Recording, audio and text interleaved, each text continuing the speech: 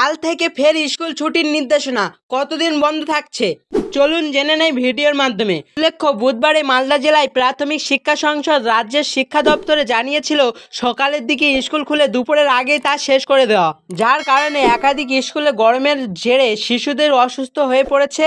কলকাতা সহ কয়েকটি জেলায় গরমের ছুটি কাটিয়ে খুলেছে স্কুলগুলি, শুরু হয়েছে পাঠ্যদান। তবে ফের গরম বাড়তে শুরু করেছে, যার জোরে নাজেহাল হতে হচ্ছে সাধারণ মানুষকে। বিশেষ করে দক্ষিণবঙ্গের একাধিক জেলায় দুপুরের দিকে লু বইছে।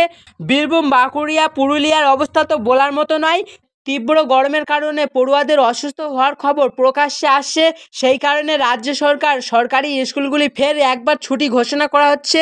রাজ্যের শিক্ষা দপ্তরের তরফ থেকে জানানো হচ্ছে, কিছু জেলায় তাপপ্রবাহের পরিস্থিতি তৈরি হচ্ছে। সেই কারণে আগামী 13 জুন ও 14 জুন সরকারি ও প্রাথমিক, উচ্চ প্রাথমিক, মাধ্যমিক ও উচ্চ মাধ্যমিক শিক্ষা প্রতিষ্ঠানে পড়াশুনো স্থগিত রাখা হবে। তবে পাহাড়ি স্কুলগুলির ক্ষেত্রে এই নির্দেশনা কার্যকরী নয়।